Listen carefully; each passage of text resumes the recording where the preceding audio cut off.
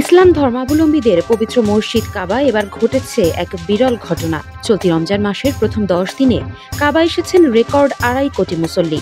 এর আগে কোনো বছর রমজানের প্রথম 10 দিনে কাবায় এত বিপুল সংখ্যক মুসল্লির আগমন ঘটেনি।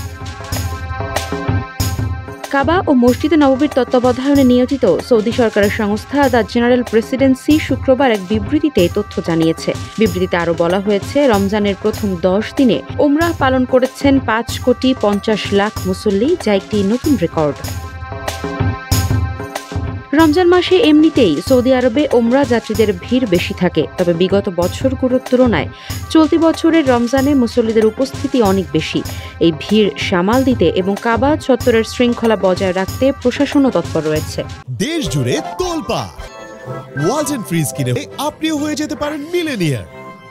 মুসল্লিদের সহযোগিতা ও সেবা দিতে কাবা চত্বর ও এর চারপাশে 11,000-এর বেশি কর্মী মোতায়েন করেছে দ্য জেনারেল প্রেসিডেন্সি।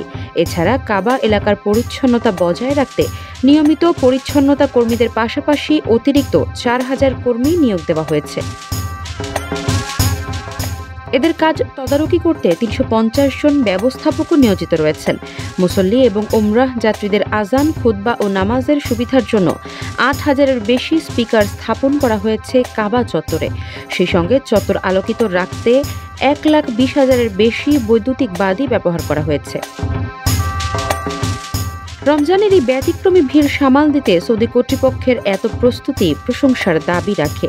মুসল্লিদের নির্বিঘ্ন ইবাদত নিশ্চিত করতে প্রশাসনের তৎপরতাও চোখে পড়ার মতো। আফসারা নাজ, নিউজ ডেস্ক, ইত্তেফাক।